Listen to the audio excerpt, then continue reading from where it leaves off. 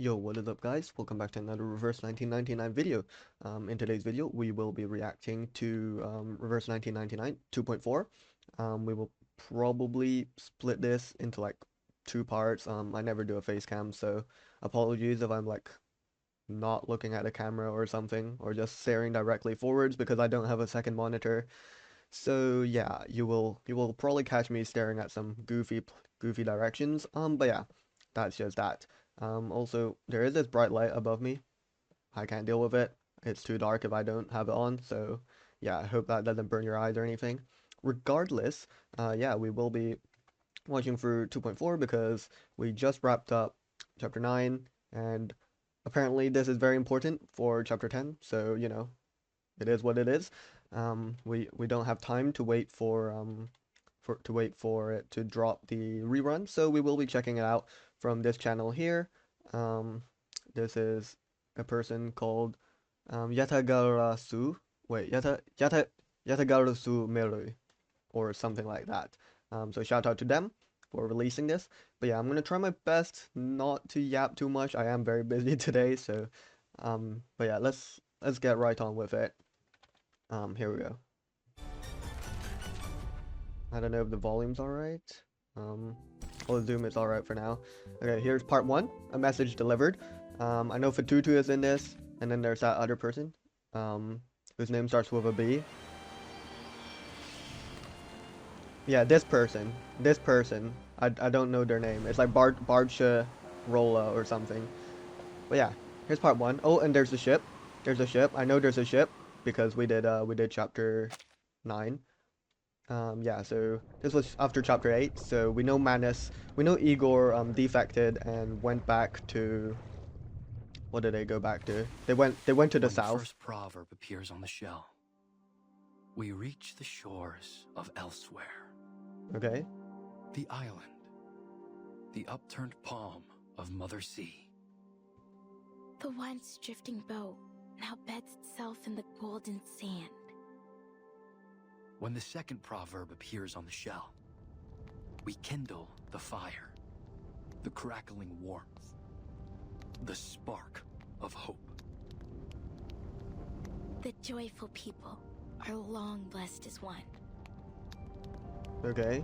When the third proverb appears on the shell, we accept the sea's gift. The rolling waves, the plentiful fish. Who's writing proverbs on the cool seashells? Sea breeze cradles us. When the fourth proverb appears on the shell, we face the test. The salty tears, the longing gaze. Beyond the sea, I find no home. I think this is Fatutu, right? In the middle here. Beyond the sea, I find no home. Okay.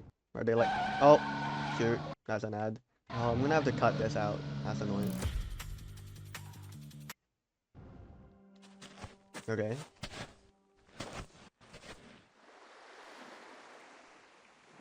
Okay, we're in a beach in Nuku You Taeyao, did well today, Tutu.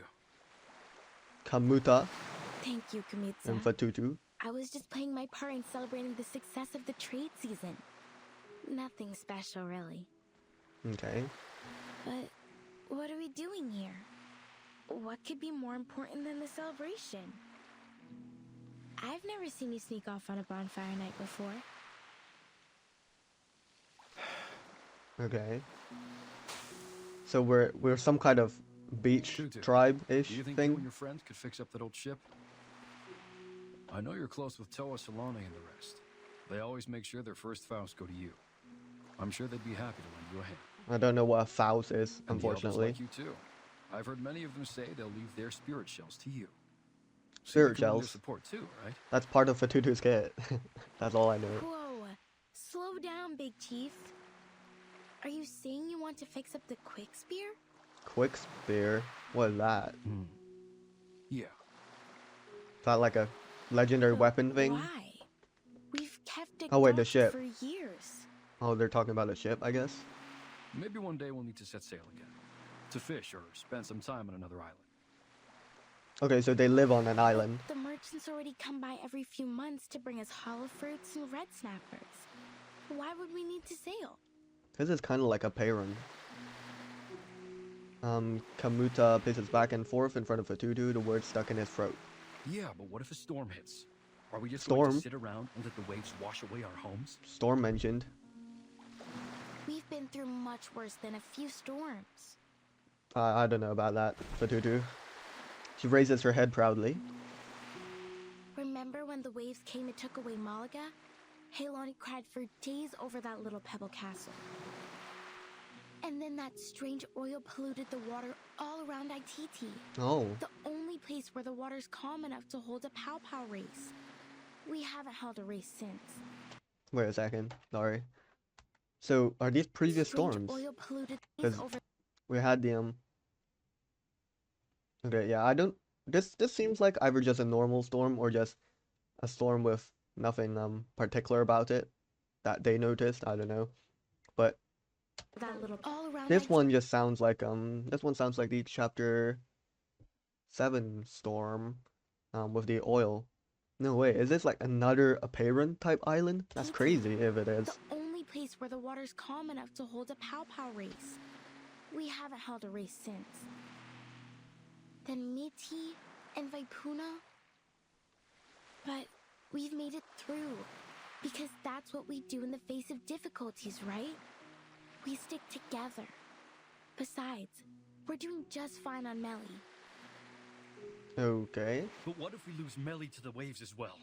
I'm assuming Melia is the island they're on right now. If it comes to that, Tutu, Hmm. I need you to take everyone and leave. Find somewhere to stay for a while.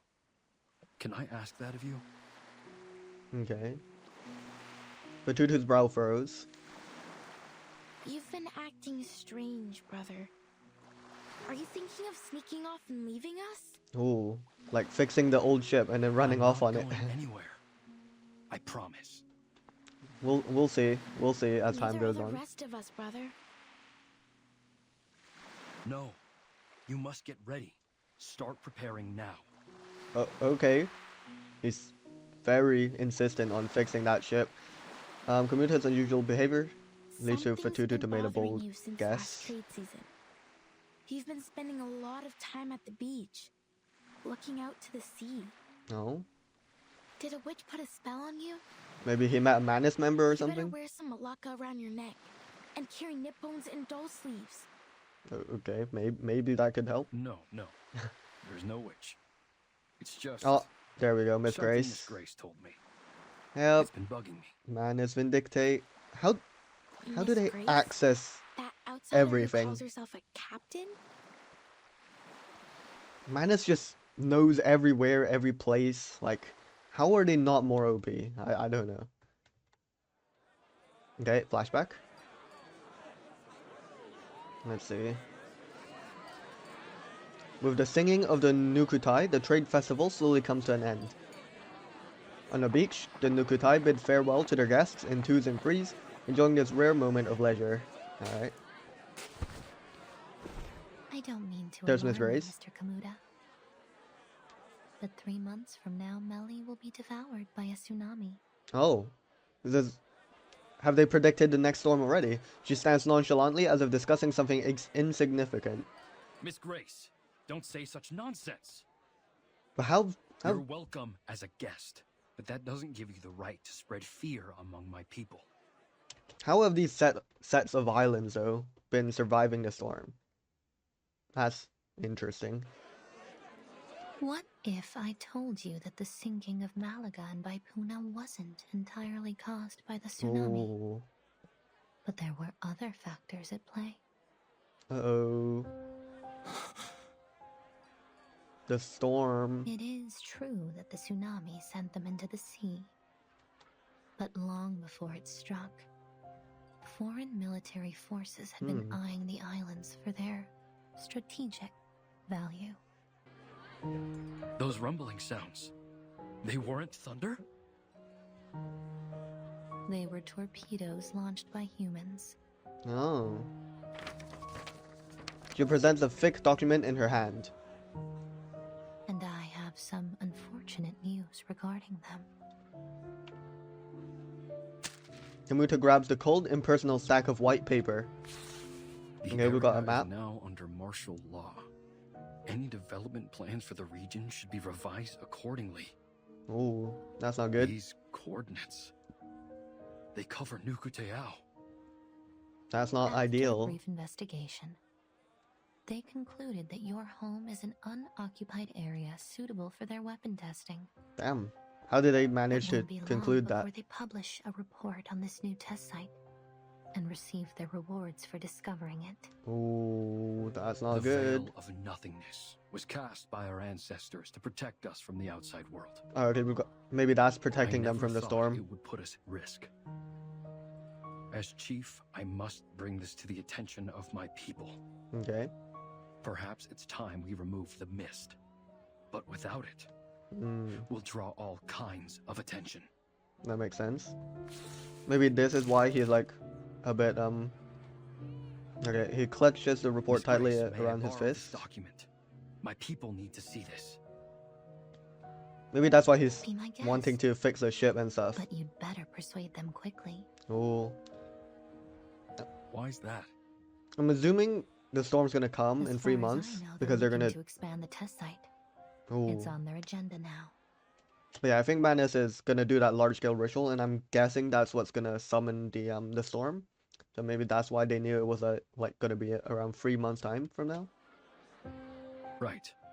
We'll have to set up a meeting with them to negotiate. Certainly. I wish you the best of luck persuading those warmongers. And for your safety in the coming tsunami. Okay. Every nonchalant word that leaves her mouth strikes Kamuta with the shocking gravity of the situation. With all due respect, Miss Grace, not even the Nukutai can predict the movements of the ocean that far in advance. On what basis are you making this forecast? Manus vindictive skill. It's not a forecast, Mr. Kamuta. They're going to cause it. Call it the wisdom of hindsight. Oh. Or perhaps I should put it more clearly. Uh Have you heard oh. of the storm? Oh, and we're revealing the storm to the island. That's not ideal. Kamuta! Kamuta! What's happened? Brother! Is this like present day? Like the storm has already come or something?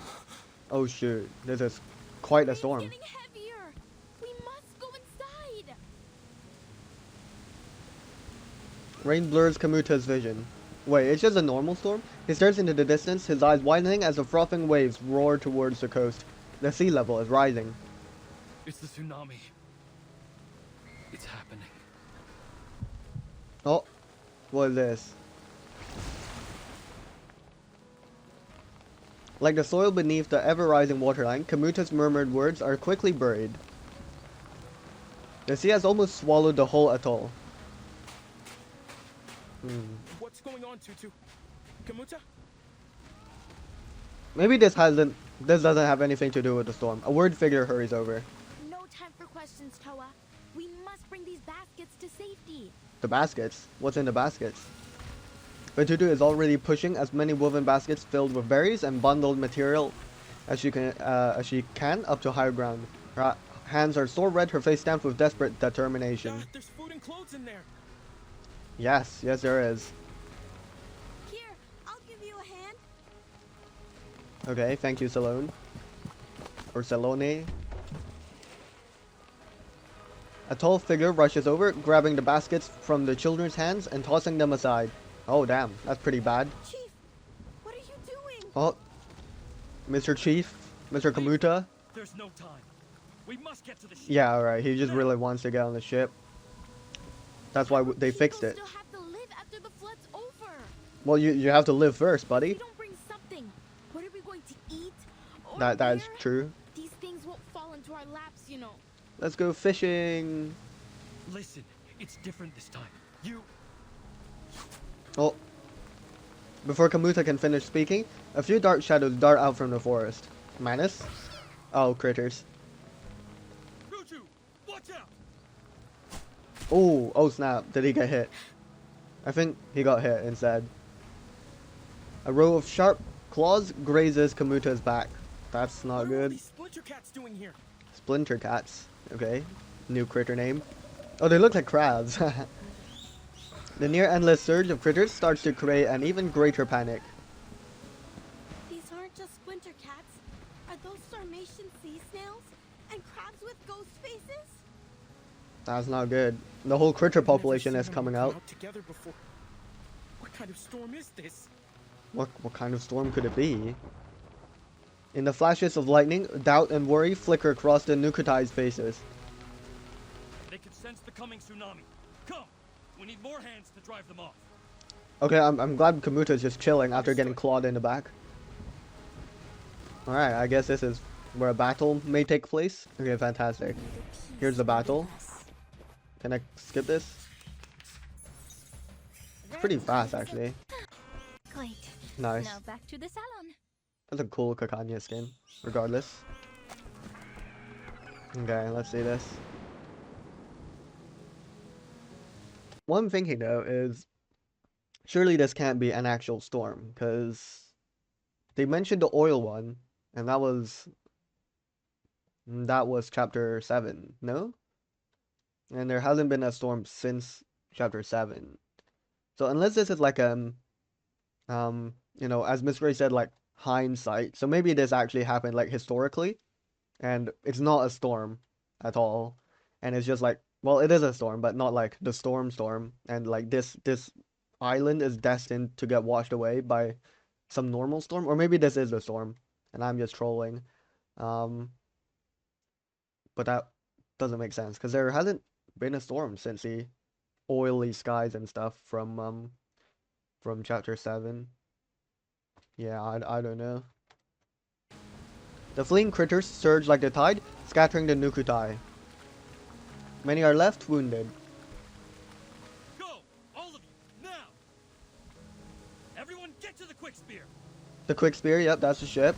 Oh, ghost face crab. Uh-oh. The tsunami. It's the worst I've ever seen. Alright. Is it true? Is this the end of Melly? But probably. Tutu! Don't just stand there. Get over here! The island's having a rough time. From the shadows, a spiny claw swipes at Fatutu. Who is this? Manus? Fatutu Loki got kidnapped. An inky black incantation flashes past her. A familiar face appears at the highest point of the reef. Miss Grace! You've come to save us! Miss Grace! Thank you, Miss Grace, for saving us! Grace surveys the scene, a gentle smile on her face. Seems I'm right on time. You're Miss Grace. What's she trying to do here? Trying to recruit You these should be guys more to Manus? careful out here, dear. People of New Kateo, are you ready to set sail? Ooh. Everything's on fire and also raining. The pale shadow gracefully lands beside Fatutu. Set sail? Yeah. No, no. You can't stay You here. got this all wrong, outsider. Oh, my bad. We're not going anywhere. We Nukata will not abandon our home. Do you have any islands left? The string of shells around Fatutu's neck heaves along with the defiant breaths in her chest. Tutu, wait. Maybe Miss Grace knows a better way. Oh. She pulls away from Kamuta's hand. Looks like we can't Seems all convince like Fatutu. this, but your homeland will be completely submerged before long. Yeah, that seems about right. Her words are light, almost careless, as they toy with this unmoving rock before her. We appreciate your help, Miss Grace, and we'll make sure to return the favor as best we can. But we don't find your view on the situation all that convincing. You Okay. don't, do you? The critter, now bound by Grace's incantation, is pulled before Fatutu. Uh-oh. She's gonna let it Oh, go. look at this Oh. little creature. Alright. One of nature's many remarkable creations. Okay. I can't even see the crab. It has a fitting name, too. The Moon-Eyed Fiddler. Moon-eyed They hide fiddler. themselves in the water, covering their traces with the ebb and flow of the tide. Okay. They only come ashore when the tide is high. And from there, they migrate to quieter waters. diviners and arcane dealers, they are the living gold of the ocean. But to the people who live near their regular habitats, they are an ill omen. Wherever they appear, floods are sure to follow. That's what, wait. Grace takes a few subtle steps toward The Fatutu. tsunami is only the beginning. Damn, there's more. Animals migrate and leave their homes behind when conditions become unfavorable. You should do the same. Look around you. Think about your people. The people are low-key getting cooked by this tsunami, I can't lie. The tide of critters seems to have subsided, but the Nukutai still bleed. Fatutu can clearly hear their labored sighs and gasps. Tutu, it's okay. We know you have your reasons. What's happening here? Fatutu stands frozen, the sand and gravel carried by the seawater washing over her trembling feet. Tears well up in her eyes, as the mottled grey of the sky above seems to merge with the crimson ground below. Do we really have to leave? I think so. Grace gently adjusts Fatutu's collar, wiping the rain from her face. The outside world is indeed full of dangers. But there is less to fear than you think. I'll help you through it. Sure you will, Miss Grace. Oh, this CG looks nice. The tide grows more turbulent, crashing against rocks and shaking the foundations of the Nukatai's homes. There's a series of crashes as coconut trees fall, as an earth crumbles and falls into the sea. Well, GG. All aboard, we're getting out of here. Our ship. Let's see. Maybe that's the big ship that we saw in the opening.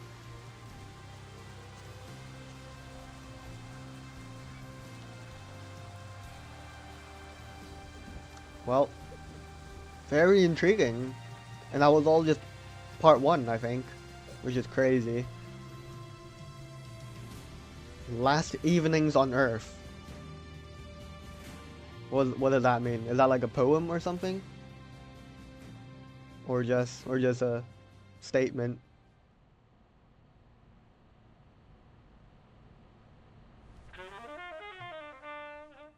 Oh, Miss Radio? Today's headlines. A new naval testing site has been established in an unoccupied area of the Eastern Pacific Okay, so this is it. to facilitate future armament research and development. Yeah, okay, so that's where those islands South were. America is facing a significant economic crisis marked by stagnation, inflation, and rising unemployment. The poverty rate in several regions has reached new highs in the last decade. That's not good. The Ocean Conservation Association is calling for greater attention to be paid to the oil spill near the archipelagos, claiming that the relevant organizations have yet to launch a full investigation into the cause of the incident. Oh. The Free Breeze cruise ship is set to Oh, arrive in that's Sydney the Harbor ship. later today. Astrophysicists forecast a solar eclipse this month. Solar eclipse as well. Damn, everything's in this month. Okay, we're in the suitcase. Oh my god, it's been so long since we actually saw the inside of this, I swear. A hand precisely presses the little green button, and a painful wail follows. Oh, Regulus. This radio! Hello, Regulus. How could you do this to me? Today of all days? Your bloody alarm ruined my precious holiday lying! My apologies, Miss Regulus. But it wasn't an alarm. It was the daily news broadcast. The SWAT to the side of Miss Radio seems to have a clear signal. If the morning news isn't quite to your taste, I can offer a variety of alternatives, including programs on literature and Literature? critique, Australian food, and so on. How about some rock music? No! We know Regulus went to Buenos Aires in chapter 9. Her cry echoes through the room. Sorry. Ezra. It seems I've caught you at a bad time. Hello, Ezra. What's good? Ezra, having just peeked his head through the door, immediately ducks back. Oh wait, this is, yes, 2.4 is before. Wait, no.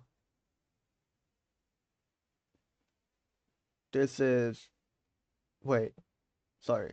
So the Uluru Games have happened by now. I believe they have. I think. Yeah, I believe so. I believe so. A one-sided conflict seems inevitable.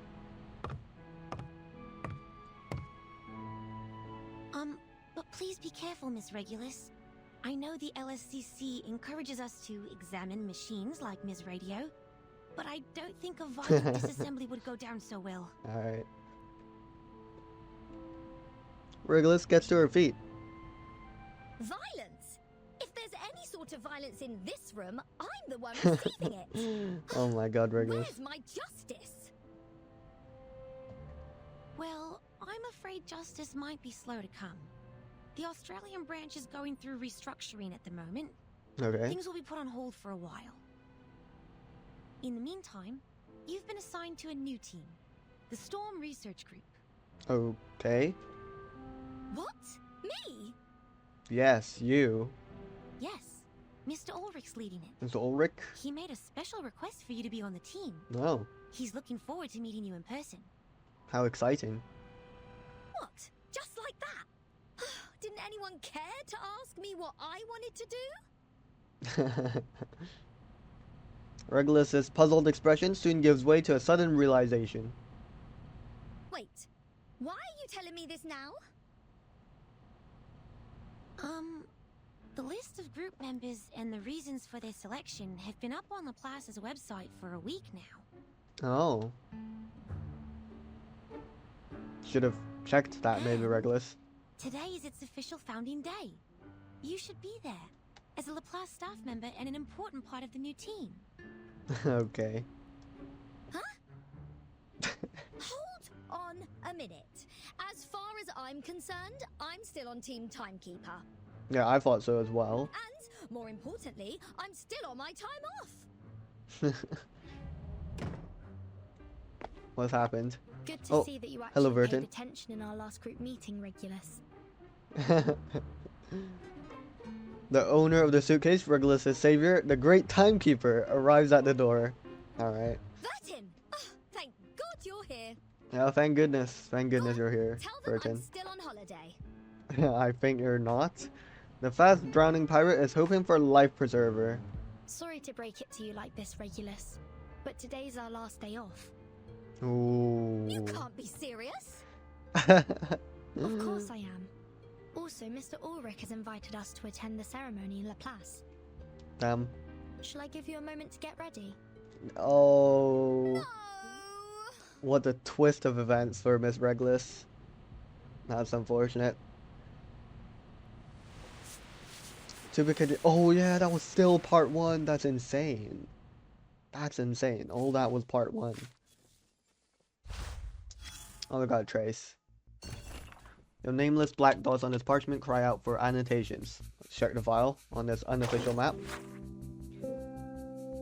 Due to the reclusive nature of the Nukutais, our knowledge of this enigmatic people comes only from the sparse accounts of a few trading ships that had contact with them and the legends from neighboring societies. In the folklore of coastal civilizations in the South Pacific, there are often tales of shell people or hermit crab people. These beings, dressed in shells and living in water, are depicted as otherworldly ocean emissaries or guardians. They offer advice and guidance to the protagonists in these stories or help those lost at sea.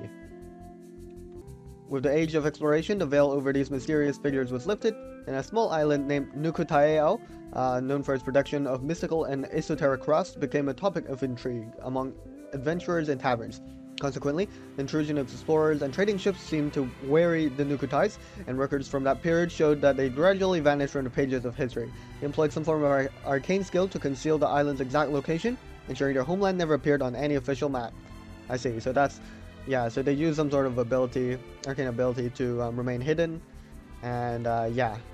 Oh, there's more. Today, with advancements in maritime technology and increase in global communication, it is only a matter of time before the island of the Nukutais is rediscovered. The author can only hope that this inevitable encounter will not bring undue harm to the Nukutais, wishing that they can integrate into the global community through peaceful and friendly exchanges. May the final chapter of this age of exploration conclude with harmony. I don't know about that. The whole island kind of got cooked. Oh, there's Barcarola or something. Barcarola. Regulus, Mr. Apple as well. I wonder. I mean, surely Vertin would be in this as well, right? Because we just saw her. Yeah, and that's the ship. Free Breeze, right? What's the name? Let's see. Oh wait, no. Yeah, this ship was about to set sail, right? Let's see. Captain, we seem to have deviated from our route to Laplace. We're appreciating the ship. The road to LSCC is ever fraught with obstacles. A great pirate, Mr. Apple, doesn't simply rely on her compass. She must listen to her heart too. Okay, Regulus. Ah, this Apple thought you were trying to slip away to make the most of your final day off. That can't be. That just won't. That's just not the. That's just not. Oh, okay. We're just admitting it. Like Odysseus returning victorious from the Trojan War, Regulus nimbly dives into one vortex after another. Get your sucker out, Whiskers, all the way from Brazil. Brazil. For brewing a chill wind elixir. Only 185 Sharpadontes. That's not too bad.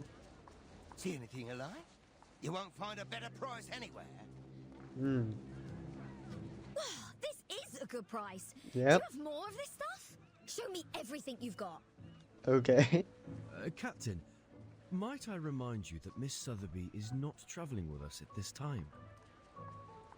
Oh yeah, you're right. Hmm. The temptations before them seem to be endless.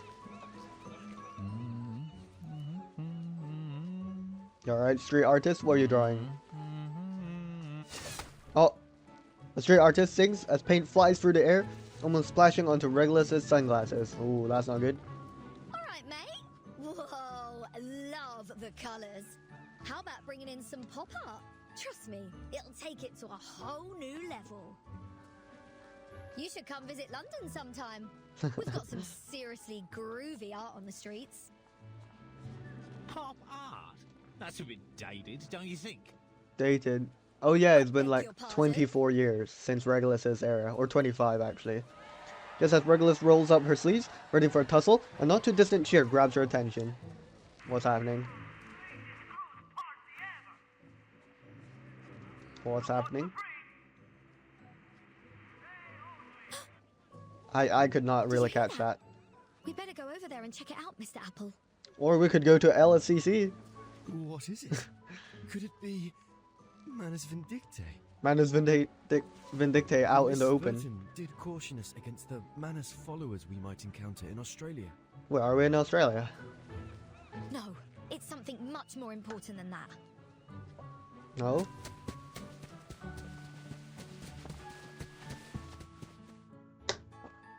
What is this? It's gonna be something like goofy. Oh, what's this?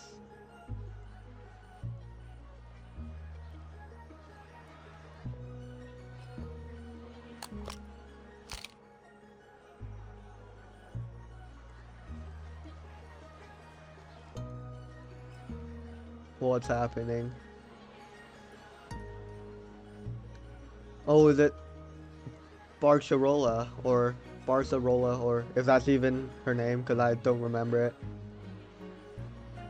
That's a interesting looking instrument.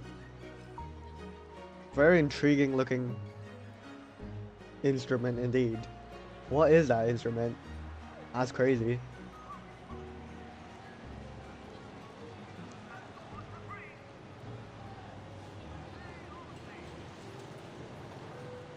Ladies and gentlemen, welcome to the greatest sail-away party in all Australia. Amazing.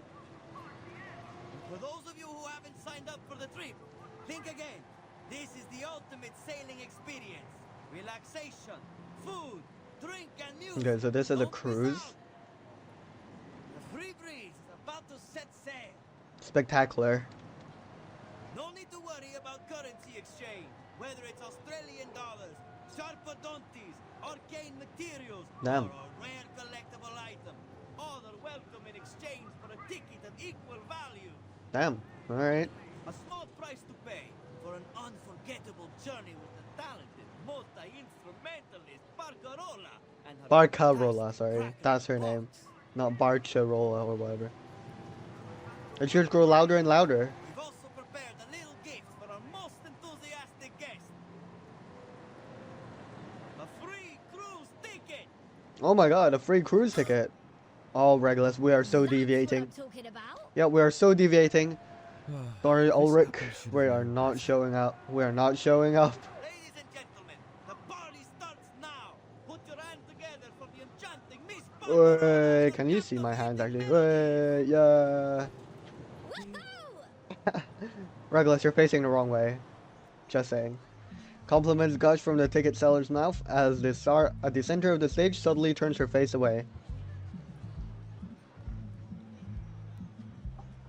You're much too kind, Mr. Hamish, saying all these wonderful things about me. But I'm only a cruise musician. It's thanks to the collective efforts of the whole crew that the Free Breeze has been so successful. I just feel privileged to be a part of it. This instrument is just insane. I know you want to stay humble, Miss Barcarola, but there's no reason to be so modest. Oh, she's on the poster as Everyone well. just to hear you play, and I'm sure there will only be more in the future. So what's the harm with hyping the crowd up with a little round of applause? Okay. Well, if it's for the ship, I suppose I can handle a little publicity. Nice. Of course you can, and you deserve it too. By the way, do you know the guest over there? She's very, enthusiastic. Regulus? Hmm? Barcarola's design is cool though. She follows the direction he's pointing to find a particularly lively duo among the crowd. Oh, a girl dressed in red and blue and a floating apple. You've been drumming up the crowd. Sold us a load more tickets. Oh, Sold out so quickly. oh, that's pretty enthusiastic. All right, everyone, Free ticket listen for up. her, I think. I've got some exciting news to share. Okay, Regulus. This piece of paper in my hand could be your ticket to an incredible seafaring adventure. What? Just think about the cool breeze, the spruced up cruise ship, and the awesome music. What more could you ask for? This is a once-in-a-lifetime chance for a trip you'll never forget. Wow. So, let's get buzzing. Throw your hands in the air and your coins out of your pockets and let your dreams come to life. Free advertisement Let's for hear those coins Free Breeze. jingle and fill your spirit soar. Love the background music as well. Nice. The crowd is hyped. I'm hyped. Everyone's hyped. The cheering grows louder and louder as well. Is she a local? Australians are known for their sunny disposition. I'm afraid she's not. No one knows her, miss. But to be honest, I'd love to invite her. Yes. If only the captain weren't Oh. so picky with the new recruits. The captain. Is that, Miss Grace? He nods approvingly at the freely dancing figure and clutches her crackling box tighter to her chest. I know what you mean. Her enthusiasm is infectious. Maybe her energy would wake up our stuffy new captain. Yeah, exactly. That's what we I'll must never do. understand why the captain fired the old crew and hired a load of people who don't seem to have any clue about music. All they do is make noise, and not the good kind either. What, like Manus Vindicte people? Several startled gazes land on Barcarola. We better keep it down, miss. They'll hear us. He turns, peeking in the direction of the ship before awkwardly retracting his neck. We didn't hear any dissenting opinions about our captain now, did we? No, of course not. The crew members glance at each other awkwardly, coughing softly to urge the embarrassing moment to pass quickly.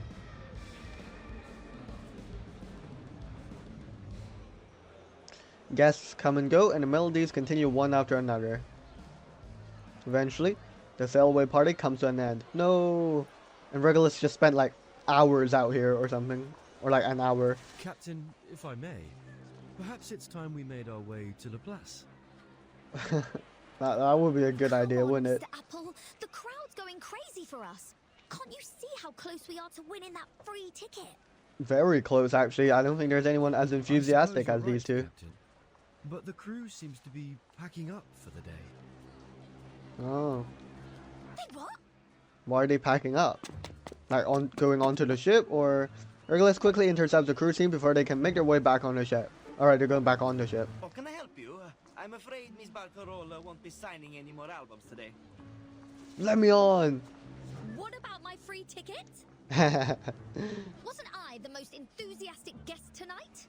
I would say so, yes. Sorry, miss. But the most enthusiastic guest was really just a turn of phrase. Buddy. We're nearly sold out tonight, and bookings are still coming in. I don't think we can spare a ticket for you. Come by next time, and we'll see what we can do. Disgusting behavior. You are going to pay for this. They never really explained what they meant by the most enthusiastic guest. Damn it. We're in no position to Not the loopholes. Regulus glances around. The once bustling crowd has dwindled to just a few scattered passers-by. Clearly, there's no one present to uphold justice for her. Ooh, justice is slow. What a bloody scam! I'm filing a complaint. Ooh. Just you wait and see. Okay, Regulus. I understand your frustration, miss. The ship is sailing in just a couple of days. In a few days. Oh, okay. Right this moment, we won't hear a thing from the tourist office before we set sail. Well, we work for Laplace. We are going to sue you. Barcarola frowns and pulls the crewman aside. I feel bad for her, Mr. Hamish. And just think how this will affect our reputation. With your consent, I'd like to offer this young lady a ticket and a stay in my cabin. Fantastic. I'll be more than happy to pay for her. Let's go, Barcarola. We'll go. You've done this so many times, Miss Barcarola. Oh, she's done this before. I'm afraid I have to turn you down. What? You know the new captain won't exactly be thrilled to have a freeloader on the ship. Whoa, whoa, whoa, whoa. You're the one who said it. But... Boo. Hamish. Boo. Regulus barges between the two, sorry, I missed that. Between the two muttering colleagues. Alright. So, how much longer do you need to think up an excuse? Alright. In view of your outstanding enthusiasm, we offer you a special gift for your help with our event. That's what I thought. There. Hamish. Thanks for your support. Yeah, I'm keeping my eye on you. A stack of souvenirs is thrust into Regulus's arms. Dejected, she turns to leave. Barcarola pulls out a marker and cries out after her. Wait. No? Yeah, make that. Oh, we signed it. Ooh, I'm so sorry about thank you, all this, Barcarola. Senora. I hope this will compensate for it. I don't know. Sure. Thanks for the signature. I hope we can see each other again, preferably soon. What? You're a real one, Barcarola. I think Regulus just wasn't aware of like Barcarola's fame. Oh, that's the end of part 2. Alright. Oh, we got Trace. Let's read through this. Please make sure you complete this document in person. Performance review. Regulus, 11 months employed. Project team, the Storm Research Group, unregistered. Assessment results not available. Research on the influence of light and sound waves on the motion control on crowds. Safety verification of the Foundation's communication equipment. Exploration of the possibility of communication without numbers for the School of Aperon. No accomplishments. Damn. Probationary experience. Assisted the timekeeper in investigating the storm, consistently on the front lines of responding to the storm, and have experienced 3 storms. These experiences provided invaluable data for Laplace's storm research during these operations. Her numerous contributions have brought a wealth of inspiration to colleagues. In interactions with the Foundation and the School of Aperon, she has displayed negotiation skills, making her a mainstay member of the Timekeeper squad. Alright. Oh, and there's like a failed a failed stamp on her thing. That's funny. Let's see though. Evaluator's comments. Alright, enough with the charade. The only thing in this document that she actually provided herself is this photo. I'll let her join the research group as a formal researcher, but she will not receive any benefits until she personally fills in all the blanks on this form. Oh, that's funny. That's hilarious. Can't wait to see Ulrich again. No, it's been a while since chapter 7. Alright, let's press on with part 3, cryptography for beginners. Alright.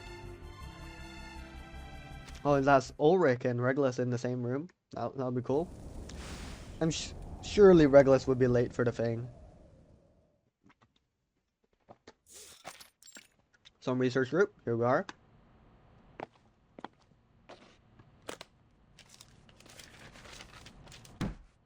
Okay.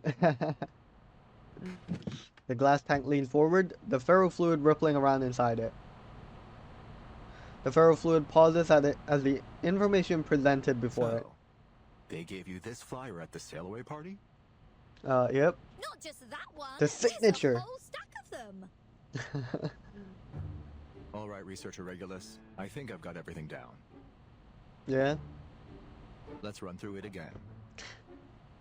Researcher Regulus suffered horrendous mistreatment during the pre-sale event of the Free Breeze, which has had a significant psychological impact on her. Yep.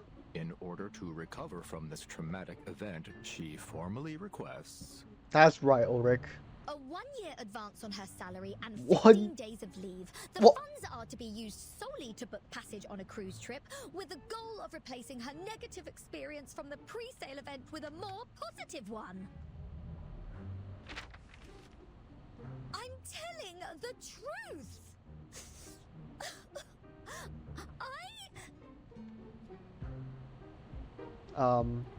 Yeah. The ferrofluid remains still for a long moment. I can see that bottle of artificial tears in your hand. We've got Regulus. fake tears as well. Please put it away. There's no need for dramatics. That's hilarious. Thank you, Ulrich. I knew there was a soft spot underneath all that metal. Not so fast, Regulus. I never said I agreed to your request. Yeah, I wouldn't agree to it, to be honest. No? Why? I'm a researcher just like anybody else, aren't I? Shouldn't Laplace be looking out for my well-being? Oh my god. Regulus, Oh, we're not you've happy. been working in Laplace for 11 months now, and you still haven't submitted your performance appraisal or published a single valid project result. Oof. In other words, you haven't completed your probationary period, so you can't get the benefits of a full-time employee. Ooh. And Yikes. to top it all off, you didn't even show up to register at the first Storm Research Group meeting. Ooh. In the face of such overwhelming evidence, there's no room for rebuttal. It's over. We're cooked.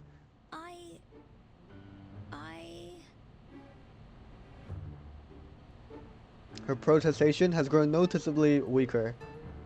Please save me the excuses. There's still a chance for you to turn things around. Oh. You can take another assessment. Wow. We'll use the results to make up for the assessments you've missed. It'll be crucial for your performance review and, consequently, your employee benefits. Damn. Bring it on. Alright, Regulus. Easy there, Researcher Regulus. How? You're taking a test, not going to war. Ulrich turns and reaches into a bookshelf. Clearly he is prepared for such an outcome. Damn. Well prepared. What, was he stacking something up? Document after document is pulled from the bookshelf and placed on the table until Regulus can no longer see above them. Oh no. There's so much material. We're cooked. I thought you said it was just a test. Oh my, there's more. I did, and I meant it. This is just some light for you to reference during the test. We're cooked. We're cooked. This, It's over. This is the test. Oh, what is the test? The numbers on this paper Cryptography. may appear random, but they're actually an encrypted code. Your task is to figure out what the message is. Okay, we don't need You the can light use reading. Come computer on. to help you, and you might find some useful books and ChatGPT. papers in the second drawer on your left. The instructions for the computer and a guide on how it works are all in there. Come on, we just need to decrypt the code, you know? Like... Given its difficulty, there is no time limit for this test. Great. Best Thanks, of luck, dude. Researcher Regulus. Well, let's do some cryptography. Diffie-Hellman. Yep. The double key exchange. Exits, leaving Regulus to her mathematical prison. It's like a parent all over again. You better keep your word, Ulrich. or you'll be no different than those sailors. Oh, she's actually doing it. Let's go, At least Regulus. they didn't torture me with maths. Alright. Lend me your strength, I'm just hugging the Broadway. records. Jim Morrison, Frank Zappa. Oh, God! Well, we're never seeing Regulus ever again, I feel. Yeah, enjoy decoding it. How much time has passed? Regulus has lost all concept of it. Endless numbers dance before her eyes, spinning and blurring together. It's like she's descended into some kind of cursed land of numbers. Oh dear. You're taking a test, not going to war. We're going to war with mathematics. Captain, this apple has an impression on this.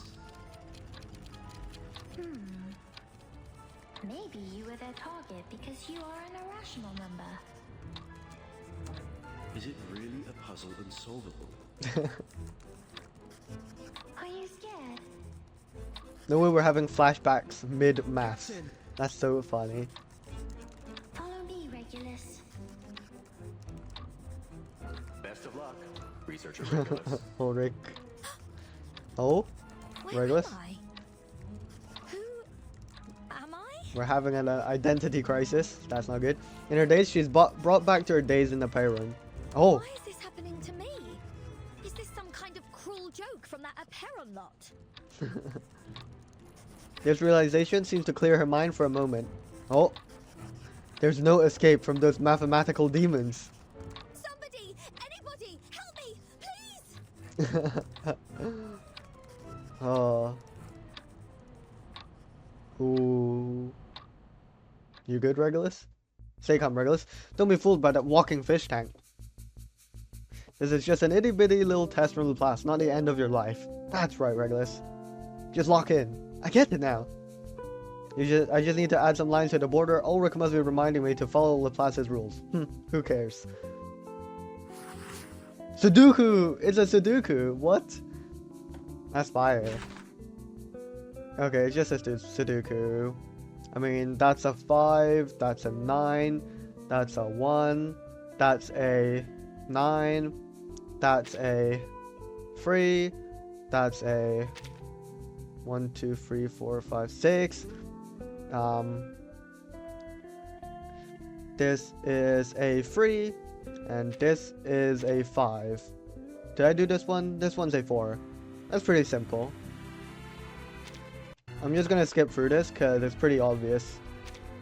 The solution, because it's like basically filled in anyways, the Sudoku. Well done, Regulus. We solved the Sudoku. That can't be it. That can't just be it. The mathematical onslaught seems endless. Ulrich opens the door and takes Regulus's scribbled piece of notepaper. Glad to see you're still in high spirits, Researcher Regulus. But this doesn't add up. I gave you an encrypted code, not a Sudoku puzzle.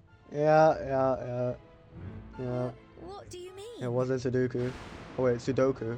Wait, I've been saying it wrong my whole life. Sudoku. Regulus looks as though she's been struck by lightning. Get yourself together. Decrypt the code, Regulus. The 9th storm has passed, Researcher Regulus. You've had plenty of time to brush up on your math. The 9th storm has passed? Ulrich strides over, picking up a paper from the desk on his way. Alright, let me explain. All you have to do is a basic decode and transcription of the result using the Laplace encryption key. Fantastic. See how the 4th from last digits have changed? Sure. There are no numbers greater than 24 within the 17th interval, and those in the 18th interval don't exceed 59. So, if we make a bold assumption here, these numbers have probably been coded using Laplace's nomenclature, where the codes of time are always placed between the 12th and 18th intervals. You'll see this a lot here. We use them for ships, satellites, manpower arrangements, and such. Finally, we input the result into the Laplace astronomy database to see if we find any matches, and there. What does it give? Coordinates? Space and time coordinates to specific event or something? What have we learned? A set of photos taken from space. Space? 2.6? Voyager? Are you telling me I spent the whole day doing this just to find a few photos? These aren't just any photos, researcher Regulus. Oh, this Take is a nuts. closer look. The first picture was taken on December 2nd, 1995, the day the Solar and Heliospheric Observatory was launched. Okay. Aurora continues to deliver a flurry of information. The second picture was taken on June 25th, 1997, during a period of sunspot activity. Okay. The third one is from November 21st, 1998. It's an image of the first satellite ever deployed from a space station. And the fourth is from December the 28th, 1999. Oh. Is that a rugby game? Yes. Looks like it was the last one held in that stadium in Melbourne. The place is just a commercial district now. Okay. Her eyes wander over to the next photos, then she freezes. Yeah, this kind of reminds me of Voyager, you know? This isn't right. 2001! If you're suggesting what I think you are, then these next photos are... How do we have photos from 2001 and 2003? That's right. From the fifth photo onward, we can't pinpoint their exact time or location, but it seems they involve Halley's Comet, 136199 Eris in the Kuiper Belt, the Uluru Games, and a rock festival. What? And there are more. Take a look at these timestamps. February 9th, 2001. Yeah. October 21st, 2003. So... November 2005. These space photos are somehow... And the last one's from... April the 16th, 2007. 2007? Damn. How are we taking photos from the future? That could be related to how Voyager 2 or something made all the way to wherever Voyager was staying, which took like millions of years or something. Ulrich looks out to the endless blue of the sky outside. This proves one thing. Before all our struggles to study and control the effects of the storm, this pioneer crossed the storm unscathed and sent us these images. Ah. What goat? The storm. That heavy topic. Once again, it rears its ugly head, mocking anyone who dares to make sense of its absurdity. Who's taking these pictures, bro? Thankfully, there will always be someone who doesn't bend to its desires. Why are you telling me all this? Did everyone else's assessments turn into some kind of top-secret briefing? All I wanted was an advance on my salary. The ferrofluid gives a stifled pang. Oh my god. Just for once, could you see the bigger picture here? We've been presented with an amazing opportunity. Who sent these pictures, though? We don't know, all right? you can think about is your salary? Hey, money is important, you know? We love money. Alright, to be continued. Alright. Fantastic. Press on. Oh, wait. Another trace. Alright, let's read this. Minds come together here to help those in the highest positions reach informed conclusions. Okay, let's initiate this discussion. Fish tank brainstorm. The topic of this brainstorming session is how did this pioneer manage to cross the storm and continuously send information to the Earth's surface? The ferrofluid flows freely in his glass tank. Is it possible that this is just a prank, like a cipher game created by one of us, accompanied by fake photos and data? An indifferent researcher shrugs. Then go and write a detailed report on who you think it is, pulling the prank, one every week until someone confesses to being behind it. That's an abuse of power, the researcher, who intended to remain silent, slammed the table. Alright, I have a thought. The storm rewinds people into disappearance, but some things that inherently exist longer might not be completely reversed. This pioneer could be some kind of man-made satellite that regularly sends data, and the storm rewinds it to an older version, but doesn't affect its operation. We already experienced time periods as far back as the beginning of World War I. No man-made satellite should even exist at that time. Oh, true. Now maybe that is Voyager 2 then. I've got it, it's aliens. Aliens are crossing the storm and sending us some kind of signal. It's not surprising at all that they have technology immune to the storm among their advanced space tech, right? A researcher with a fanciful imagination raises his hand. Damn it! We don't have enough time to verify baseless hypotheses such as these. Alright. I think there's more as well. Maybe not. The man-made satellite theory might just be a reasonable hypothesis. Maybe an internal structure of the satellite just happened to form a knot-like structure. Many of the satellites launched by Laplace have adopted arcane techniques theoretically capable of activating the immunity spell.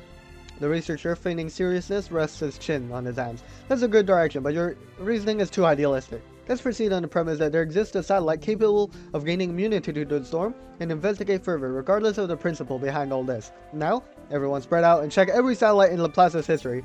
If the hypothesis is confirmed, it could be another significant breakthrough in our storm research. Voyager 2? It is 2, right? And not Voyager 1? Music of the era. Alright. The Crater Music Festival. Okay. Rhythm to the chorus of Night of Revelry. Let's see what's up in part 5. Music. Oh, part 4, sorry. Music of the era. Let's see.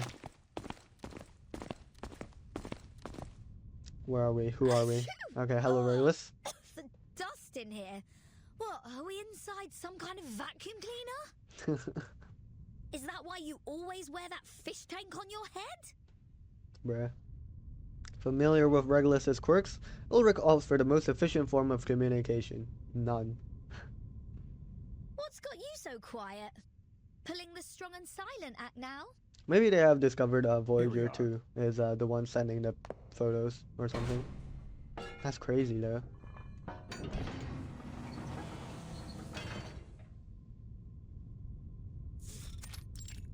Cronula. This is the Laplace launch site. The site has been utterly neglected. Dust and debris litter every corner of it.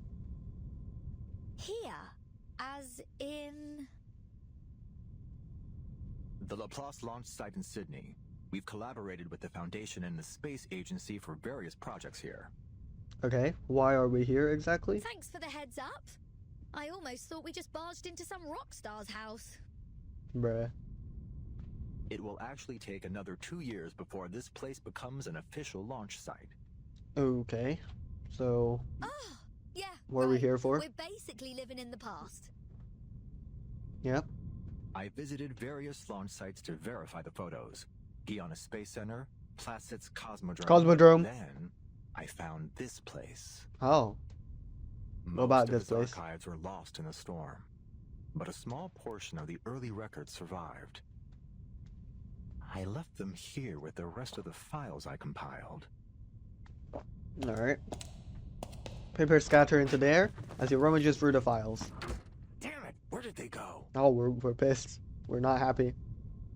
The ferrofluid tremors in his tank. Huh. So, does this mean we can all go home now? No. Absolutely not. Yep. Alright, new task. Stay put and don't touch anything. Oh, that's really challenging. It's really challenging, Ulrich. We're not finding those files. Fine. Oh, look, a button. Boop. As Ulrich makes his exit, Regulus scans through the room, a glint growing behind her eyes. Oh my god. Oh, amazing! Yeah? What's so amazing? Military base. Mysterious photos. This is going to be juicy. I'm sure it will be. No chance Ulrich is stopping this rockin' pirate from going after treasure. I mean, very, very important files. Yep. The hunt is on. Okay, Regulus. Let's start with what's on this table. We are touching everything. Fantastic. The clinking and clattering of rummaging fills the air like a string of cheerful musical notes. La la la la la la la da da da da. Why are we doing this, Regulus? It's like we hate I almost forgot. not having trouble. Can't go treasure hunting without some music to rock out to. No way. Are we actually playing music while doing this? Turning the knob, she powers up the amplifier. The world belongs to rock! Oh my god. The vibrations reach Ulrich, causing the ferrofluid to ripple. Even the desk is trembling. It must be really loud then. I forgot to tell her to keep quiet. Oh. Critter. The screech of a bird pierces through the pumping music. Alright, well, Ulrich, you're gonna have to deal with this. Is this an earthquake? I thought it's just a music, but maybe it's something else. A few agile black shadows leap around the upper parts of the observation deck.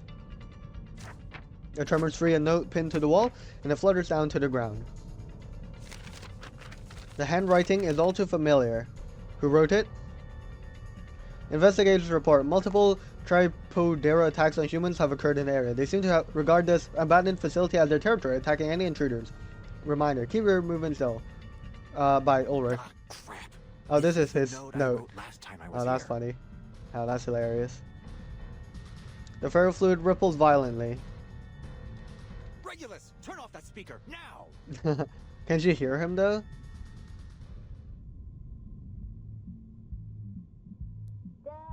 Oh, yeah, she's not hearing him. She's not hearing him, like, GG. Regulus is too immersed in her treasure seeking to hear him. Yeah, that's to be expected. Here's Tripodera. Oh, whoa, what's that? A globe of dark green sludge shoots down from above. Ulrich darts aside, narrowly avoiding the attack. Okay. For fuck's sake. Oh, rude words out here. Upgraded my memo module. Okay. He looks to the observation deck. There's Regulus gleefully twisting to the music. Oh my god. Calm down, Ulrich. You're a leader. It's part of your job to clean up after your team. Yep. He looks over the priceless equipment around him and sighs before ducking through the emergency exit. GG. All that equipment, it's all gone, probably. Rip.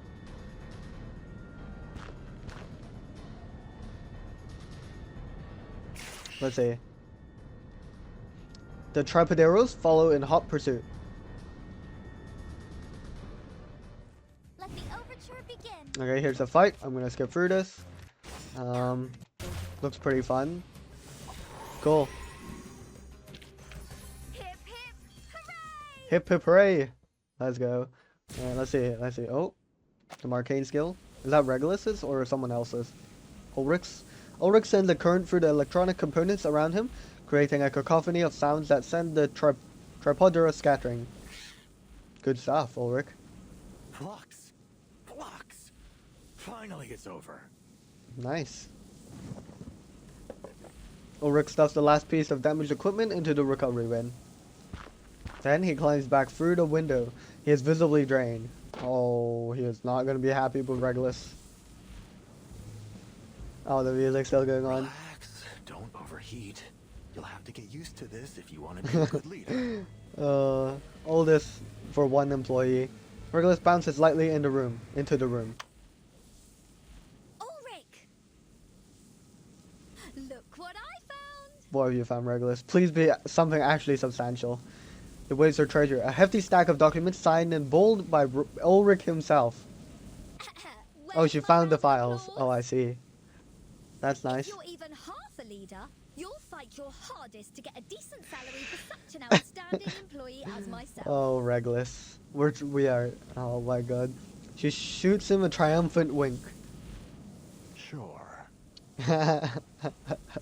Just one more thing. Scientist to scientist. Yeah, Regulus. Regulus gestures toward the still sparkling machines beside Ulrich. You made some pretty cool electronic music in that battle. Didn't know you had it in you. No way she knew the battle was going on. Ulrich lets out a deep sigh, deciding to avoid any further arguments with his team member. Here are all the files related to the satellite. Okay. Thanks, Look Ulrich. over, Regulus. Sure. Cool. What is Do this? we have to go through all this right now? Yes, Regulus, it's important lore. We Is need there this. some even more juicy stuff in them? Probably. For you, it might be. For her. The satellite carries a variety of arcane items. Okay. Space seeds, dragon tree resin compasses, obsidian crystals, Okay. WFPCs, astronomical spectrometers. Even its power source is an arcane record player. Okay. We've made a list of everything that was on it so we can test them against the artificial storm. Artificial The storm. satellite is an archive Alright, of the I think they wisdom of test the the- entire yeah. human race. It somehow survived multiple storms. Yeah. What are you gonna do with it? Sadly, a lack of maintenance caused it to plummet to the earth. Oh, it dropped? It crashed in your time, 1966. Wait, what? Regulus's sunglasses slide off her face, but she doesn't even notice. She grabs a stack of documents and flips to the last page. The telescope officially crashed in 2007 in Aldeburgh, England. All onboard instruments were destroyed. Recovery failed. Regulus Space Telescope Project report as above. The telescope project was named after a record that was on the satellite, Oh, which also happens to share your name. interesting. Regulus. That's you! And that's Mr. Apple on this. Regulus holds her backpack tightly to her chest, its pockets full of treasures. She flips through a series of records, her hands trembling. Crazy lore, what? Finally, she finds the treasure she is looking for, a record identical to the one depicted in the documents. Oh my god. It's from the 1966 Aldeburgh Crater Music Festival, an accident from the past, and her all-time favorite. No way. My little thing. It was the record on the satellite. That's crazy, what? Yes, that's the one. Wow, you've kept it in great shape. Fantastic. So, this is the key to braving the storm. That's It insane. might be, No way. amongst several other options. Yeah, I mean, this is like one of the only things that survived, right? I get it. That's why you wanted me on the storm research team. Maybe. Not just that. There's more? I've read the Aperon Island reports. You demonstrated some serious talent with the series puzzle in that cave. And you've faced more storms than the majority of the Laplace staff. Yep. We're not working together for a couple of research papers. This is about the survival of everything on Earth. Wow. We need all the help we can get, including yours. Nice. This is a Laplace recruitment. Complete silence. Regulus falls into an uncharacteristic silence. In fact, Laplace even held a meeting with the Foundation to discuss borrowing your record. Whoa, whoa, whoa, whoa, whoa. This is my The record. Foundation suggested we apply for an item transfer order under the Artificial Storm Project and let the Timekeeper take over the matter. How would she Some feel of my about this? colleagues told me that, according to LSCC regulations, lending assets to the center is mandatory for all staff. Ooh. Well, we don't enjoy full employee benefits, so maybe that doesn't apply to us. The frequency of the ferrofluid's vibration is chaotic, like some kind of unsolvable cipher. But... Alright. Let me be honest with you. I'm not comfortable with taking your record by force. It's yours after all. It's your choice what you do with it. So, here I am. Not as your leader, but as myself. The music. Hoping we can find a solution that works for both of us. She's so Has unamused. anyone ever told you that you're terrible at negotiations? No way. Ah, damn it. I knew it wouldn't be easy. Nice try, Ulrich. He angrily knocks his tank with his fist. He is so close to the record he's been searching for. The ferrofluid ripples into a subtle arc, but how does the record make it into the satellite, though? Maybe that's a future ahead, storm? Mr. A Ulrich. future era that Take we'll it. go back to? Oh, Before I change my mind. cool. Regulus's expression has never been so serious. Nice one. You're Nice willingly one, giving it Regulus. over to the Artificial Storm Project? Wow. His carefully prepared arguments vanish in a moment. For a cause even greater than rock music? Absolutely. Let's go. But just to be clear, I'm only lending it to Laplace. That's true. You have to give it back when you're done. Yeah, I better not get deleted permanently by the artificial storm. It's the only copy in the world and the future centerpiece of the Regulus Museum. Regulus Museum. Thank you, Researcher Regulus. Thank you so much. Thank you for your I was gearing up for a contributions. much tougher talk. I even applied for additional funding and a month's leave to offer you as leverage. Oh, Well, I suppose I won't have to use it after all. on second thought, Regulus freezes. What? That's unfortunate, Regulus. That's really unfortunate. Oh, back in the suitcase. Oh my god, when's the last time I saw this screen? The suitcase is in its usual harmony. Its occupants go about their business, each busying themselves in their own little worlds. Show me. Timekeeper! Oh, hello, Sonetto. Sonetto, what's the rush? What's good? I just wanted to remind you that our vacation in Australia is over. Okay, don't need to be out of breath for that. Please let me know. Okay, don't see the rush though. She wipes the sweat from her forehead, then she remembers something. Oh, and I have something for you. Okay, a gift? She hands her a colorful piece of paper. Origami? I like origami. Oh right, it's this thing, I see. Regulus asked me to pass these out. She Yeah. won them at a sail-away party. Won them, yeah. She said they're highly valuable, the finest choice for any collection, if I recall correctly. I don't know about that. Looks like an ordinary flyer to me. With a signature from Barcarola. Already inspected them. Yeah? They're just advertisements with a handwritten signature in the corner, and some completely over-the-top promises. Yeah. Free Regulus breeze. told me it's a trick that advertisers use. They use fancy words to catch people's eyes and make it seem more grand. That is what happens with Phrases advertisements. like, an opulent odyssey upon the boundless sea.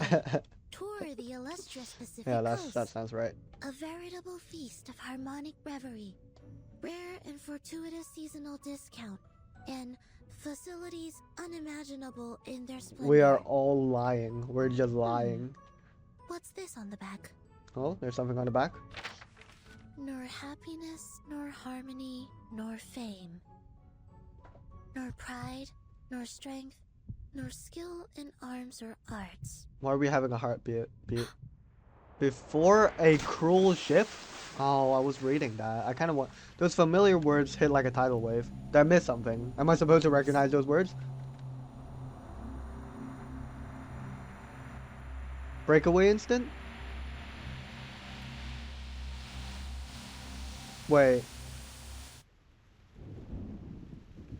Before a cruel whip. Oh, whip, not ship, sorry. Man who man would be. Must rule the empire of himself. In it, must be supreme. And we hear the ring in the Establishing background. his throne.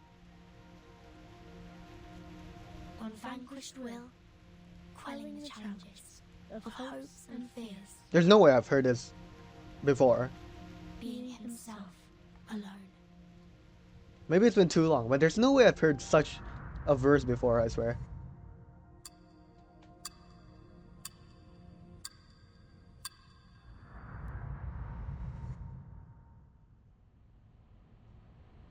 She recoils in shock. The flyer falls to the ground. So crazy. Why is it in the back of that poster, Is though? everything alright, Timekeeper? This is a poem she once knew intimately. One that had been held by countless young hands and flowed gently through equally young voices. In the tree hollow, in the square, in the outdoors. Sonetto, change of plan. We need to contact the Foundation, now. Okay. I think I'm missing the significance of this. Because... Sorry, let me go back to the poem itself. Because... Nor happiness, nor harmony, nor fame, nor pride, nor strength, nor skill in arms or art. Wait, no, that verse does sound familiar, but it's been so long since I last did chapter 3, chapter 4. Before a cruel whip, man who man would be must rule the empire of himself. In it must be supreme, establishing his throne on vanquished will, quelling the challenges of hopes and fears, being himself alone.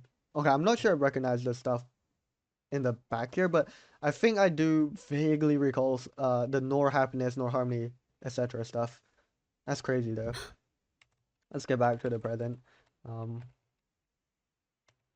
It seems like this is like maybe a poem that her and the breakaway instant like kids all new or something, right? Potentially. And I don't know, maybe this could be a sign of someone from the breakaway instant, like being like returning into this current era or something. Maybe. Regardless. Now. Alright. That's that. That's the end of part 4. Let's press on. So I'm considering whether to just split it into 3 parts as usual. Because this is quite long, but let's see. We've got Budget Crisis. His expense report is absolutely, I don't know, I missed something. Procurement list, Project Regulus. Okay, we've got Dragon Tree resin compasses carved from the resin of dragon blood trees, serving as the activation stimulus of the Eastern Astrology Arcane Scale and telescopes, used for navigation in extreme environments. Note: the dragon blood for remanufacturing. To ensure foolproof production, an external contract has been issued for collecting genuine dragon blood. Oh damn. Obsidian crystals. Utilizing obsidian crystals to reduce solar patterns was a proposal by some arcanists of that time. The ingenious application of Aztec arcane skills significantly enhanced the efficiency of solar energy absorption. Aztec collection at Popocatépetl volcano, along with lab-produced control samples. Wide field camera. The wide field planetary camera WFPC, with the highest resolution of that time, provided by Caltech, responsible for capturing image data. Note: send a specialist to negotiate requesting a camera and design blueprint if possible. The price is no issue. Astronomical spectrometer. The telescope is equipped with various sized spectrometers, integrating both spectral and photographic functions used for gathering spectral data. Note: a labor-intensive task. Retrieve all existing spectrometer designs from Laplace and commission expedited production from major corporations. High-speed photometer, instrument used to measure the brightness and polarization variations of celestial bodies. It was decommissioned before the first storm due to malfunctions. Even if decommissioned, it can be overlooked. The museum might have replacement power space seeds. Seeds prepared for activation environment of certain arcane skills at a time. Each seed was meticulously selected and symbolically significant. Note: the original conditions cannot be fully recreated, but similar substitutes can be found. Request as many as possible from Plesetsk. Regulus record. The power source of the telescope, shrouded in complete mystery as the most enigmatic component of the apparatus. Note: the owner has been identified. The entanglement of identical names brings inextricable fate into play. Though unscientific, this must also be considered. Oh wait, I just realized. Maybe Regulus in 1999 or something got cooked by the storm, and then she regenerated as our Regulus nowadays, right? That would make sense, right? Okay, let's press on to part 5, sorry.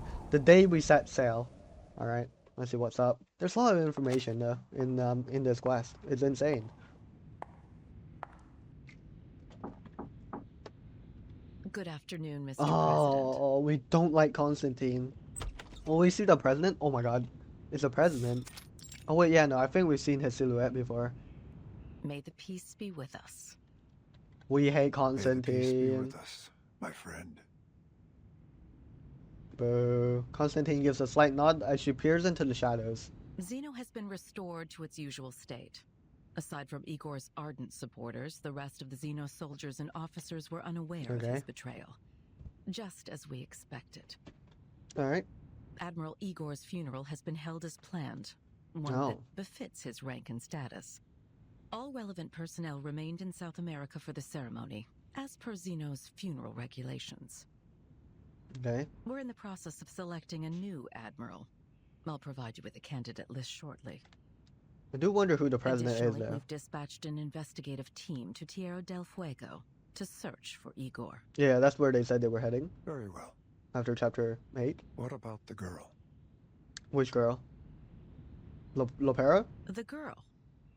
Are you referring to Lopera? She was having a tough time at the end of chapter 8. Her emotions have stabilized, so we've decided to leave her in South America for the moment. Okay. Of course, she'll be put through the necessary investigations as circumstances dictate. I will say, the president doesn't dress like a Foundation person, to be honest. Oh. And his hair is messy as well. Little singing bird? Anjanala. Constantine takes a step closer, lowering her voice. What's the problem here?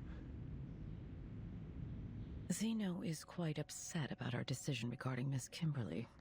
They're insisting she undergoes a more thorough investigation. I feared that if we gave too much pushback, they would take a more extreme stance in response. So I agreed. Okay. So we're investigating Miss Kimberly or something? Those soldiers never budge. Of course, Zeno agreed that the investigation would be done under the supervision of the Foundation. Yeah? Okay. If nothing else comes up, she will be put into the Timekeeper's team and granted the same rights as the other members. Yeah. Good. Don't keep Vertin waiting too long. Okay. The Zeno piece has landed safely. Constantine gives an internal sigh of relief. There's more. Madam Z has received word from the Timekeeper. Okay. The Timekeeper suspects Manus Vindictae is active again in Sydney Harbor. They're likely on board a cruise ship named Freebreeze. This would explain why our field investigators have been having difficulties with their tasks. Manus has covered their tracks carefully this time. Where's the cruise bound for? That's still unclear, sir. However, Moth just reported in confirming that the ship has passed the Oceania Islands. Okay. An interesting development. Indeed. Constantine's tone carries an imperceptible trace of pride. We're making excellent progress. That's good. Assign a new mission to Vertin. How? Aboard the ship? You mean to send them on that cruise? Yeah, that would make sense, I feel. We can't keep her under our wing forever. Understood. Alright. The conference room falls silent once more. Amid the layered marble pillars, a flash of white flits past the window. A white dove lands on the president's hand and gently pecks at his palm. What brings you all the way over here, old friend? Old friend? What is this bird on? He lowers his head, allowing the bird to nuzzle his fingertips. Oh. What's happening? We're good? What happened? New information just dropped. The white dove takes wing, flitting away once more. Laplace has requested the Foundation's assistance with the Artificial Storm Project? Yes. Ulrich is overseeing the project and has requested as much asymmetrical nuclide R as we can spare. I feel like I misunderstood earlier, He's also but... requested our help in determining the most suitable location for the experiment. Yeah, right. But we are trying to create an artificial storm to test stuff. I see. Constantine involuntarily pauses for a moment. The location closest to Laplace's Australian branch is on the sea. Right where the Freebreeze cruise ship happens to be. I see where you're going. However, I do have concerns about how this might disrupt our current plans against Manus Vindictae. Regardless, Laplace will have our full support for the Artificial Storm Project. Okay. Unexpected determination. But Moth's status still remains unclear. If we proceed too hastily... I think we don't know who Moth is, right? We might jeopardize the situation. A fleeting hesitation catches the president's attention. I thought you'd have foreseen something like this. A few pieces must be sacrificed if you're to win the game. You know that better than anyone, don't you? Yeah, you sacrifice the children. Yeah, you. Boo. Is this also the Pax House's decision? We hate Constantine. You have my word on it. I see. Who are we sacrificing this time, I'll though? That's the inform thing. Timekeeper and Ulrich of their missions. Thank you. I look forward to their meeting. Okay. I mean, Vertin hasn't met Ulrich yet, I guess. I think. So, that'll be interesting as well. Wait, this isn't Madam Z's place. This is, yeah, Storm Research Group. We meet again, Timekeeper.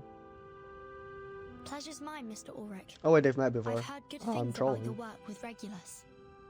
Fantastic. Frankly, I was surprised by how selfless, passionate, and forward-looking she is.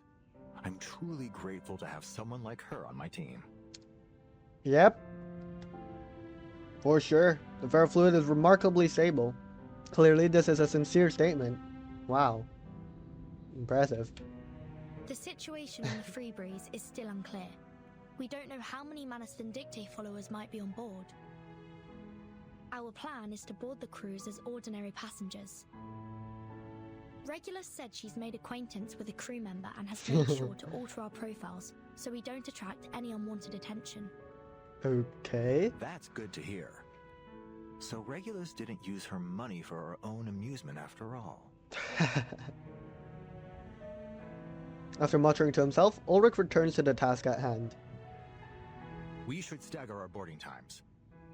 Wise. That's I'll wise. reach out if I spot any signs of Manus Vindictae. Good. Let's stay in touch. See you on board. Perfect. Let's do it. Ulrich gives her a reassuring pat on the shoulder.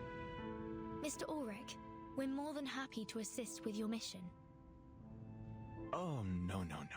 Please don't trouble yourself. Okay. Sorry, don't get me wrong. I'd appreciate your help were the circumstances different. But the experiment is still confidential. I see. Please don't mention it to anyone. I'd like to avoid any unnecessary risks or interference. All right. On the cruise ship, we are but strangers. Who are you? I I've see. never met you before. Don't you worry. I have a little disguise for myself too. Okay. I want to see these disguises, to be honest. Are they just skins? Or something else? Or they're gonna be like dressed up as goofy like fellas. 2 traces. Ooh, listening. All games must come to an end. Say farewells. Oh wait, this might not be speaking. I'll miss you, Spafadia, Ezra, Miss Desert Flannel, and all of Australia too, but most of all, I'll miss my holidays. Okay, so this is Ulur. I'll miss you heaps. Come on over for a proper goodbye hug, friends. Couldn't ask for better mates. Alright, easy love. Hands off the hair. I've still got to head out and sell the last copies of Ulur's Past Unveiled and snagging tickets for dummies. Please take care, Captain. This apple hopes the issues in the optical laboratory will be dealt with by the time you return. Oh, is that Mr. Apple not going? Oh wait, sorry. I think thanks for all the funding, Chief Mate. So it looks like we have no choice but to say our farewells. No need to get too sentimental, you'll all be reunited soon enough. There are joint seminars hosted by Laplace all year round. Oh really? That is good to know. Of course, all you need to do is download the forum from the Voice of Laplace part of the forum and hand it over to your team lead. After it's approved, HR will put you in the queue before— oh please no! I don't want any of these bureaucratic rubbish ruining my farewell memories. Haha. Okay, say. What? I think it's better if we part ways now. If we stand here hugging for too long, we might end up drawing a crowd. Alright. Cool.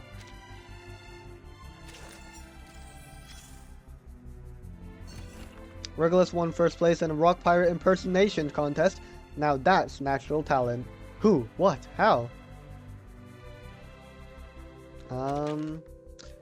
Oh, Miss Barcarola. I'm sorry, but I'm afraid I can't allow this lady to board the ship. Uh-oh. Why not? All our guests have paid for their trip in full, and their professions and reasons for boarding fully comply with the ship's regulations. Not everyone's professions meets the regulation. Let's take a look at Miss Regulus's self-introduction. An alchemist scholar from the renowned research institute, Laplace. A true heir to the spirit of rock. And a pirate who once dominated all the radio frequencies along the River Thames. With Barcarola, you might not notice, but back in the 60s, there was a pirate rocker who went by the very same name. She broadcasted illegally on the Thames, took pleasure in antagonizing legal broadcasters and record labels, and was eventually shut down by the government. Although the UK government's warrant against this pirate has been lifted, if this is the same person, inviting her aboard could affect the good reputation of the Free Breeze. Ooh. I've met Ms. Regulus myself, and there's no way she's the same person. She's far too young to have lived through the 60s. Yep. She could be a copycat. What if she mimics her idol's outrageous actions on the high seas? She wouldn't do such a thing. I'm surprised you'd be so quick to defend her. Don't you know that those pirate rockers made a mockery of true musicians like you? Why are you standing up for her? I've witnessed her passion for music firsthand, and she's not mocking anyone. I'm not sure why she chose that name, but there's no reason to judge her so prematurely. If you're still word captain, I promise to keep an eye on her. Make sure she doesn't get up to any mischief on the broadcast room or anything else you're concerned about. Yeah, I sure hope she doesn't do that. If she does anything that harms the good name of Freebreeze, then you may throw me overboard along with her and my cracking box. Damn, quite the fire from our star performer. Fine, if you're really willing to put that much trust in her, I won't press any further. And there's no need to worry about the broadcast room. I'm sure it'll be just fine. Alright. Cool. Fantastic. I guess we'll move on to the next part 6. As home fades. Alright. On the other side of the sea, there lies something. I usually don't read those, to be honest. Yeah, let's move on to part 6. Also, I feel like it's been a while since oh, what's happening here? We're tuning. The main hall is packed with passengers. Their wine sways slightly, emitting an enchanting luster in a beautiful, familiar melody. Girls weave their way carefully through the excited crowd like a school of nimble fish. The passengers nod politely to the girl at the front. Miss Barcarola, at last you've graced us with your presence. Spectacular. Henry and I were just having a little wager on whether we'd see our musical star outside the spotlight. Looks like he'll be buying me the next round of whiskey, eh? Well bet, signore. Allow me to pour you the first glass. How do you like your whiskey? On the rocks, perhaps? Indeed. Thank you, my dear.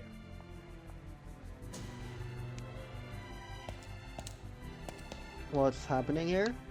Oh, the spotlight. Over here, Mom. It's Miss Barcarola. It's Miss Barcarola. Last time I saw her, she performed an entire symphony all by herself. Damn, fantastic. She was the whole orchestra. I've never seen anything like it. I do want to see that instrument. It's good to see you again, my little friend. Awesome.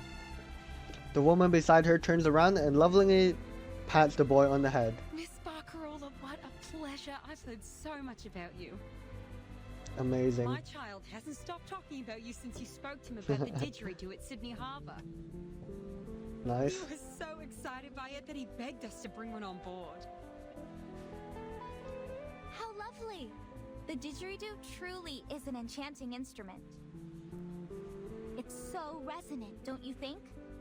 It almost feels like it's echoing from the depths of the earth itself. I've actually been experimenting with playing it alongside my crackling box. It's a wonderful match with the tin whistle and kalimba, and I'm sure a number of other instruments too. Okay. As she speaks, Barcarola's eyes sparkle with enthusiasm. The admiration surrounding her is so bright that it almost blinds the tourists standing nearby. Luckily, she's wearing sunglasses. Looks like she's pretty popular too. Where's our disguise, Have you forgotten, Regulus? Sonetto? You're also looking at a popular public figure yourself. Yep. One that had half of London hunting. Oh, I mean, cheering for her. Hunting. Uh-oh. The bittersweet burden of fame. Yeah, I'm sure. Their attention is quickly turned to a quiet corner of the ship. There's a group of people dressed in brightly colored clothes. Crowns made of leaves and flowers adorn their heads, and their bronze skin is glowing under the warm lights. I was just about to mention them as well. Like, we haven't seen them. They stand in a circle, occasionally glancing around, the shells on their chests clinking together somethingly. Having absorbed all the adoration of the people around her, Barcarola makes her way over. She certainly wouldn't overlook the curiosity of any of her guests. Oh, those are the captain's special guests. They're from one of the Oceania archipelagos. Nukuteao, I believe. Indeed, I was going to ask where they were. Nervous. I imagine they don't often find themselves among so many foreigners. Yeah, I suppose. After handling the small matter at hand, Barcarola is hurriedly called away by the distant voices of other guests. Nukuteao. Now that was mentioned in the radio, but only Regulus listened to it. Arcane ethnicity back in the DM. Okay. It's a remote place, and its people hold a special kind of shell Right. at the center of their beliefs. They've rarely made The spirit contact shell, with the maybe. outside world. It's often been described as a peaceful paradise. Well, I it's also read gone. that the Nukutai almost never leave their homeland. Why are they here? Yep. Something happened to their islands. Their hushed conversation clearly meets the ears of the nearby Nukutai. One young boy strides forward, his chest puffed up in indignation. The Nukutai will never abandon our homeland. Sorry, dude. Just wait. We'll find our way back when the new era comes. New era comes, buddy. You're not supposed to know this information, huh? Though in a foreign accent, these words sound all too familiar. Toa, that's enough. Tutu told us not to talk with outsiders. Ooh. An equally young girl stands protectively in front of the boy. Someone had to tell them the truth. Well, buddy, you just leaked some vital information. I apologize. I didn't mean to accuse you of anything. I was just curious. Hmm. Well, next time, keep your mouth shut. Damn. What could you possibly know about the Nukutai? Probably nothing. But we know that you know about the storm now. The boy looks about ready to explode. Noticing the outburst, Barcarola breaks away from the other guests and hurries over. Please, everyone, no fighting.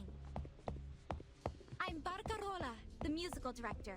Is there anything I can help you with? I'll do all I can to ensure everyone has a pleasant experience. Fantastic. Before she can reach them, a crisp collision of shells stops Barcarola in her tracks. Fatutu? What's going on? What do you want? Her voice holds no restraint in its hostility. Tutu! Salone, Toa, stay back! These outsiders can be dangerous. Miss Grace is far more dangerous. Have you never heard of me before? Alright, they're talking about Barcarola as well. Fatutu looks Barcarola over, eyeing the peculiar wooden contraption by her side. Suppressing her curiosity about this unique object, she steadies her gaze once more. Whoever you are, I ask that you leave us in peace. Okay. You... Barcarola is lost for words. Clearly her status as a musical star has made her unaccustomed to such remarks. Ignoring the now flushed girl before her, Fatutu and the other Nukutai retreat back to their corner. Alright, sure. No problem. You do you, Nukutai. Tutu, think the tides you came. I wasn't sure what to do. So are we going to take Miss Grace's offer or not? She promised it would bring our islands back. Manus Vindictate, join the Manus. Toa casts a fierce glare at Fatutu. Enough, Toa. These outsiders don't need to know why we're here. And stop mentioning Miss Grace. Could draw unwanted attention. Exactly. But what's there to hide? There's no shame in wanting our home back. If we don't stand with Miss Grace, we'll lose Nukuteao forever. I want to go home too. I don't know. Probably about more that. than anyone. I already miss Melly's red coral reefs, blue sea, and canoe races. We'll get through this, Toa. I promise we'll be neighbors again, picking breadfruit and coconut flowers together. But before we accept Miss Grace's offer, there's a few things that need to be made clear. Alright, let's hear the And conditions remember, of the offer. None of these passengers are to blame for what happened to our home. Okay? But Miss Grace has offered us a way home.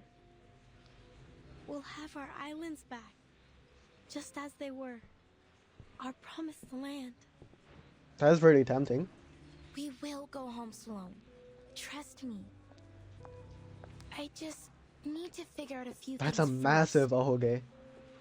Starting Didn't with even this notice. wonderful new era she keeps talking about. Yeah.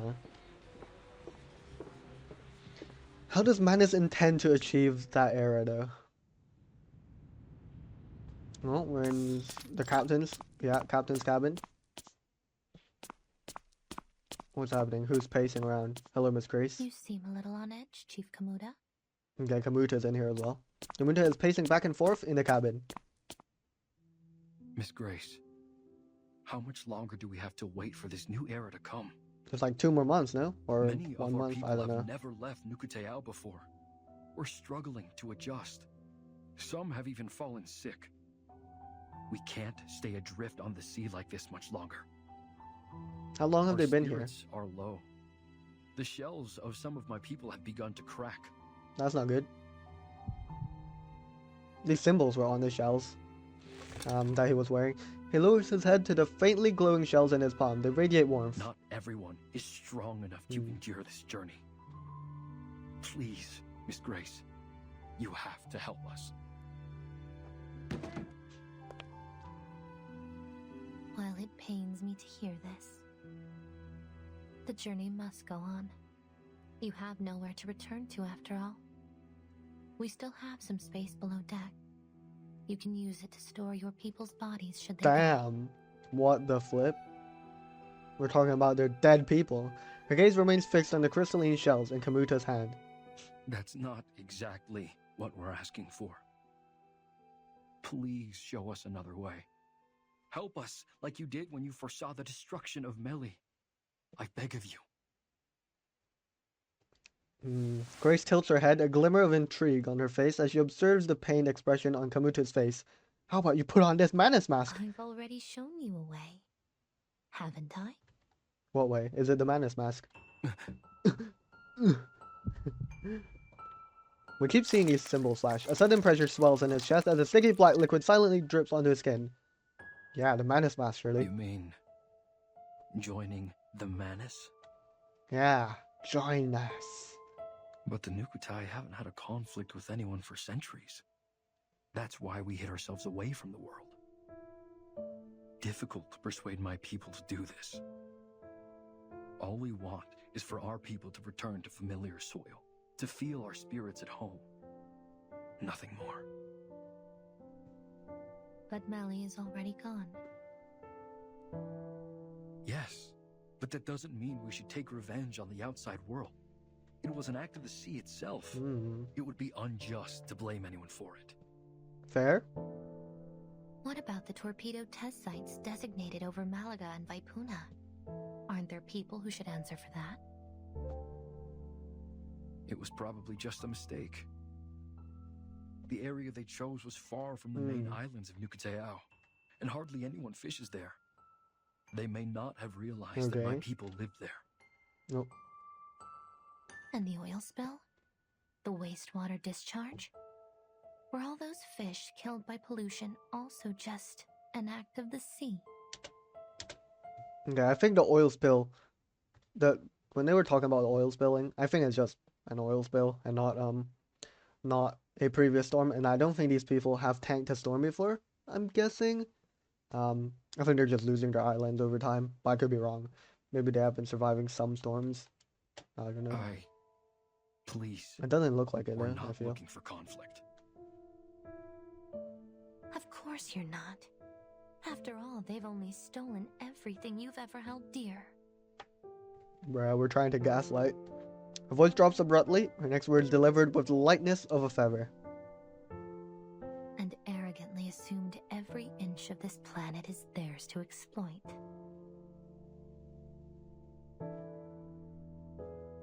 War is inevitable, whether you want it or not, Nukutai. And this mask, once again, she gently pushes the mask forward. His dark presence is unavoidable. But if you join us, you will have an invaluable ally. Time. Shout out time. Grace glances at her pocket watch before slipping it lightly into her pocket. The window is closing. Okay. The sifting is about to begin. The sifting? Is that a ritual that they were planning in Antarctica? Both a prompt and a prophecy. I feel like he might do it though. The spirit shells around Kamuta's neck burn. They cling to his chest as they twist with ferocity. Really come to this? To revenge? His eyes flash up to the jagged mask on the table. dark tendrils extend from it, groping at the air in a silent invitation. Its spirit shells are almost scorching. Oh no. It's quite the opposite. It's salvation.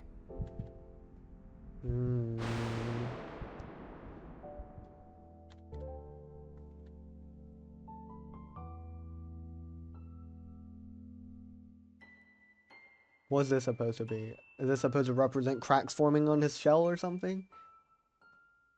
I really do think he's gonna put on the master, I can't lie. Alright, 1 hour 50. 145. 145. 3 hours 30. 3 hours 30. 5 hours 15. You know, I think we're going to split 2.4 into 3 parts as well.